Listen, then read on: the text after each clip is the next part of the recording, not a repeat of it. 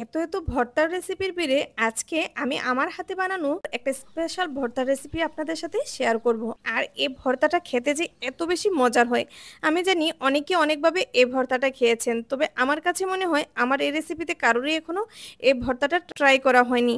আশা করছি আমার আজকের ভিডিওটা যারা প্রথম থেকে শেষ পর্যন্ত দেখবেন তাদের কাছেও অনেক বেশি ভালো লাগতো। এই ভিডিওটা করার জন্য আমরা সরাসরি চলে যাব এখন আমাদের বাগানে, কারণ আমাদের বাড়ির আঙ্গিনায় ছোট্ট একটা সবজির বাগান আছে। সেই বাগানে কিন্তু প্রতিদিন খাওয়ার জন্য যে সবজিগুলো প্রয়োজন হয় সেগুলো লাগানো হয়ে থাকে। তো সেখান থেকে দেখুন এই আলুগুলো তুলে নিচ্ছি।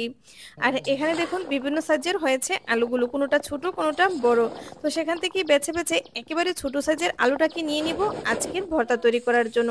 আর এই ভর্তাটা কিন্তু আমাদের পরিবারের সকলেই খেতে খুব বেশি পছন্দ করে, যার কারণে ভর্তার পরিমাণটাও একটু বেশি বানিয়ে নিব।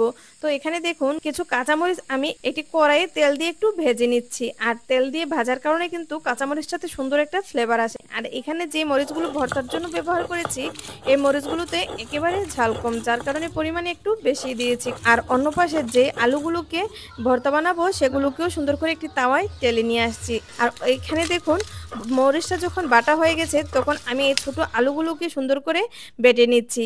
বাড়তি কোনো কিছুই কিন্তু এই ভর্তার জন্য লাগবে না, জাস্ট এখানে 2-3টা উপকরণেই কিন্তু এই ভর্তাটা খেতে এত বেশি মজার হয়। যখন ভর্তাটা বানাবেন তখন ধনিয়া পাতার পরিমাণটা একটু বেশি দেওয়ার চেষ্টা করবেন, যার কারণে ভর্তাটা খেতে একটু বেশি মজার হবে। আর এখানে স্বাদমতো লবণ দিয়ে দিচ্ছি। আর পেঁয়াজ কুচিটাকে দেখুন একটু মোটা করে কেটে দিয়েছি।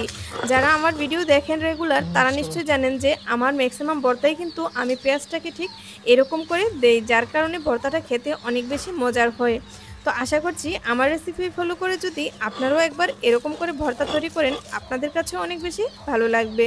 তো এই তো দেখুন সবগুলো উপকরণ ভালো করে একসাথে মিক্সড করে নিচ্ছি।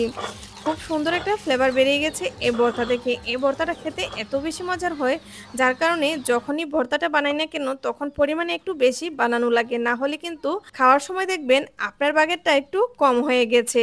এতটাই কারাকারি লেগে যায় এই ভর্তাটা নিয়ে।